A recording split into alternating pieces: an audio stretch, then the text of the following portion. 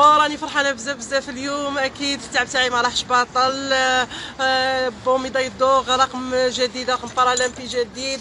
نشكر كل الشعب الجزائري، نشكر الجاليه الجزائريه اللي موجوده هنا بباريس، اللي وقفت معنا وكانت سند لينا. نقول يعطيكم الصحه. نشكر كل اللي ساندوني، سواء الرياضيين سواء الاتحاديه الوزاره، كل اللي وقفوا معنا. نقول لهم يعطيكم الصحه. وان تو تري فيفا لاجيري. ميرسي بوكو. نسيمه، كيفاش كانت المنافسه؟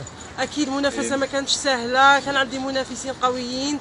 حاولت اني نسيطر على الاعصاب، حاولت اني نكون في المستوى، نكون ان بون تكنيك، وكما كان الحال كنت ان بون تكنيك ورقم جيد واني فرحانه به. يعطيكم الصحه. وان تو تري فيفا. واش يمثل لك هذا الرقم الجديد؟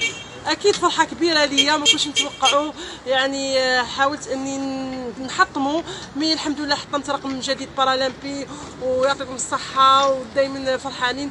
ونستناونا ان شاء الله العشيه برفع النشيد الوطني الجزائري في باريس. شكرا. ومازال نستناوك في رمي الجله؟ لا ان شاء الله نحاول نكون في بوديوم ان شاء الله في رمي الجله. بالتوفيق ان شاء الله.